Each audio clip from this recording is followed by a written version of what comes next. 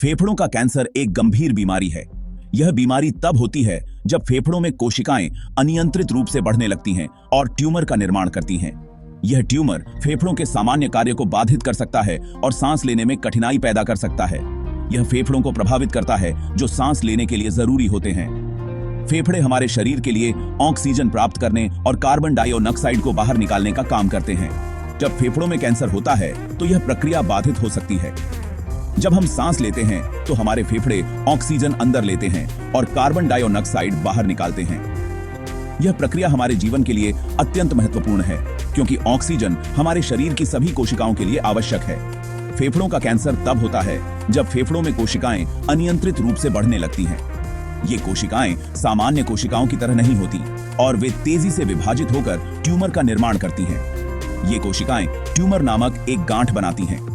यह ट्यूमर फेफड़ों के सामान्य कार्य को बाधित कर सकता है और अन्य अंगों में भी फैल सकता है। फेफड़ों के कैंसर दो मुख्य प्रकार के होते हैं, छोटी कोशिका वाला फेफड़ों का कैंसर और गैर छोटी कोशिका वाला फेफड़ों का कैंसर। छोटी कोशिका वाला फेफड़ों का कैंसर तेजी से बढ़ता है और जल्दी फैलता है, जबकि गैर छोटी कोशिका वाला फेफड़ों का कैंसर अधिक सामान्य होता है।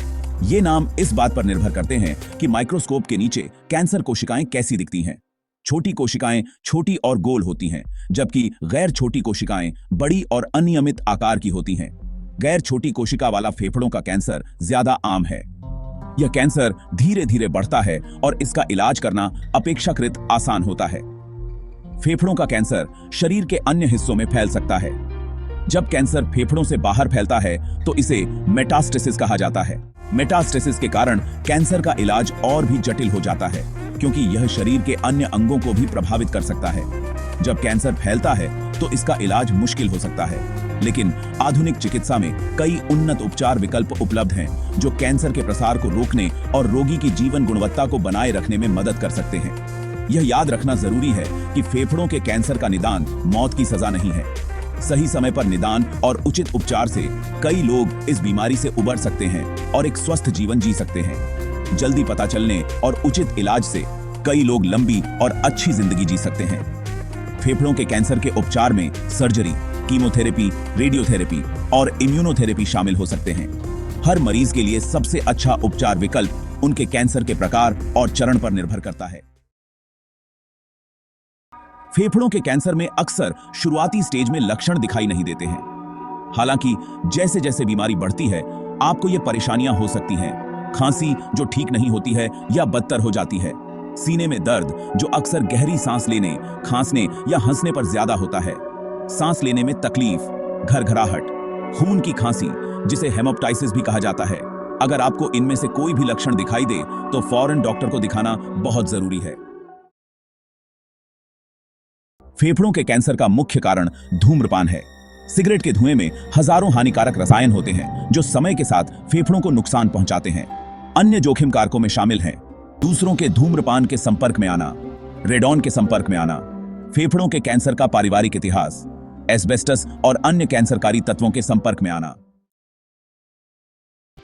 यह स्टेजिंग सिस्टम डॉक्टरों को कैंसर की गंभीरता और उसके फैलाव के स्तर को समझने में मदद करता है, जिससे वे मरीज के लिए सबसे उपयुक्त उपचार योजना बना सकते हैं।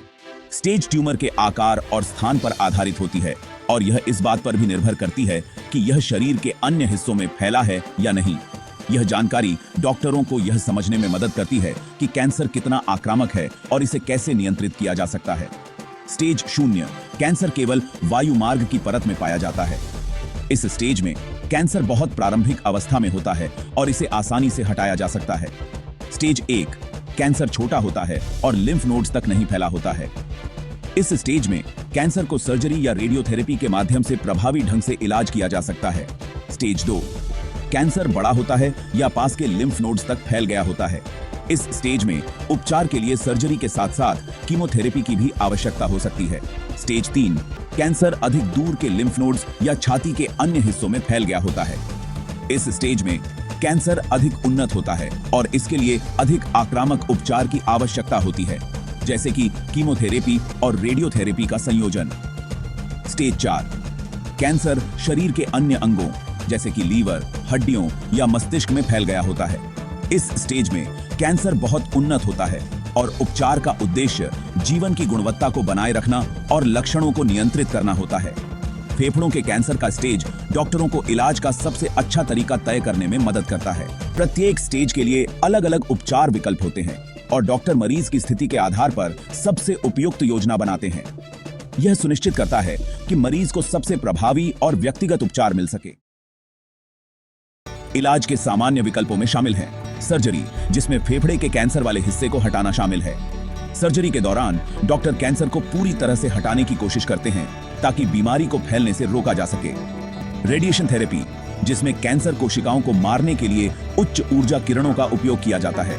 यह थेरेपी अक्सर सर्जरी के बाद दी जाती है ताकि बचे हुए कैंसर कोशिकाओं को नष्ट किया जा सके। कीमोथेरेपी, जिसमें कैंसर कोशिकाओं को मारने के लिए दवाओं का उपयोग किया जाता है। यह थेरेपी अक्सर उन मामलों में उपयोग की जाती है जब कैंसर शरीर के अन्य हिस्सों में फैल चुका होता है।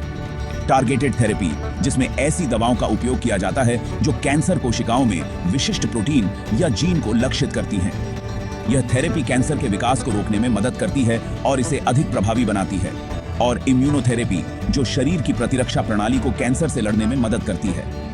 यह थेरेपी शरीर की प्राकृतिक रक्षा प्रणाली को मजबूत बनाती है ताकि वह कैंसर कोशिकाओं को पहचानकर उन्हें नष्ट कर सके।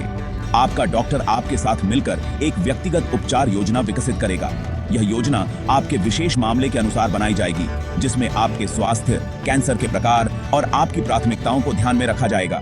इस तरह आप अपने उपचार के हर चरण में शामिल रहेंगे और आपके लिए सबसे अच्छा विकल्प चुना जाएगा।